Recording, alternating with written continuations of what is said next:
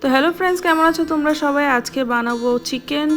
নিয়ে নিয়েছি সর্ষের তেল, তারপরে দিলাম পেঁয়াজটাকে এখন ভালো করে ভেজে নিব। তারপরে দিয়ে দিব এখানে সব গোটা গরম মশলাগুলো, দিব এলাচ, দারচিনি, লবঙ্গ, তেজপাতা। তারপরে দিয়ে দিব এখানে চিকেনটাকে দিয়ে ভালো করে কষিয়ে নিব। তারপরে দিয়ে দিব সব গুঁড়ো মশলাগুলো, দিয়ে দিব জিরে, ধনে, আর এদিকে হলুদ, লাল শুকনো লঙ্কার গুঁড়ো, তারপরে দিয়ে দিব নুন।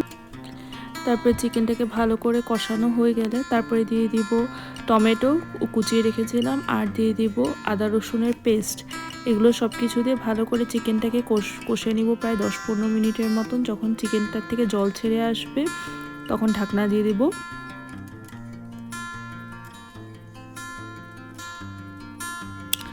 প্রায় আধ ঘন্টার মতন হয়ে গেছে, চিকেনটাও ভালো করে সেদ্ধ হয়ে গেছে। এখন নামানোর আগে দিয়ে দিব গরম মশলার গুঁড়ো আর দিব মিট মশলা।